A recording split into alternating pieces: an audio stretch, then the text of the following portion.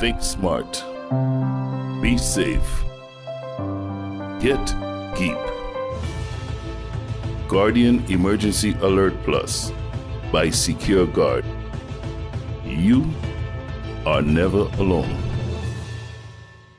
The groundbreaking for the restoration of the Spooners estate took place on the 6th of June. Mr. Lingberg Alvaranga, project manager for the redevelopment of Spooners estate, said that this project is just a milestone in a much larger project. Today just marks a milestone in just what we see as a much larger project.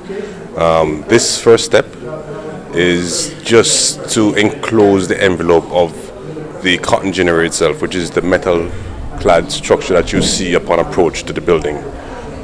We want to enclose it for many reasons. One, it's a good signal that work has done. It's a very impactful signal. Two, it will protect the existing machinery that is there that we think is of tremendous value to people of St. Kitts as well as a tourism product.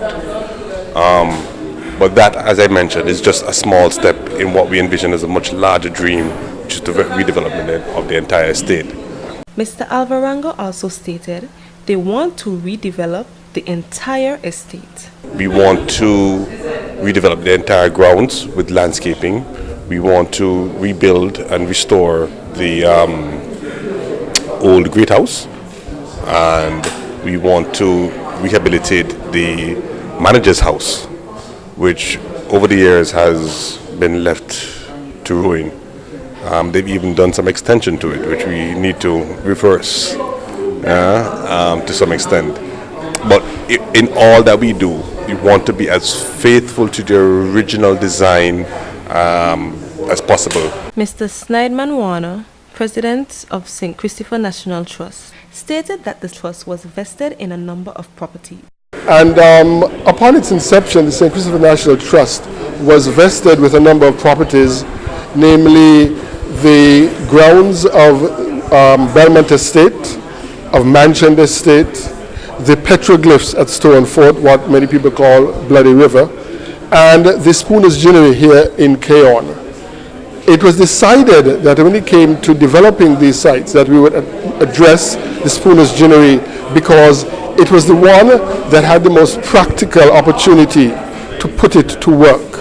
He also listed a few things that the cotton ginnery did back in the day. It generated work for approximately 30 persons here in the Keon area.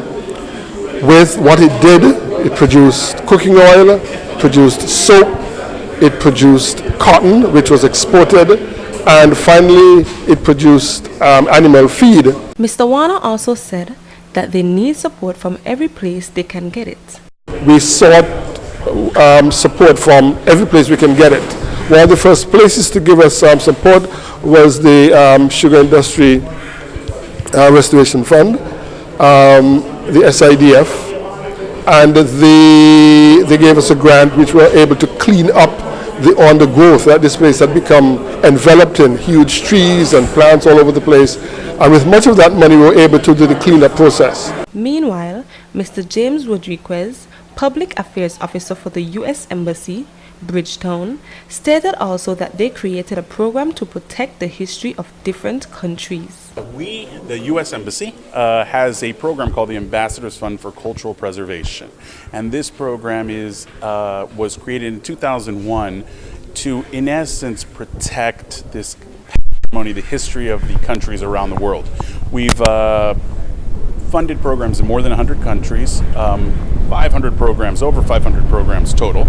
And when I arrived in Bridgetown and I saw the proposal for this program, I thought this specific program, the Cotton Ginnery, I thought it was a wonderful opportunity. Mr. Rodriguez also stated that the cotton ginnery is more than rust. It's a beautiful scenery.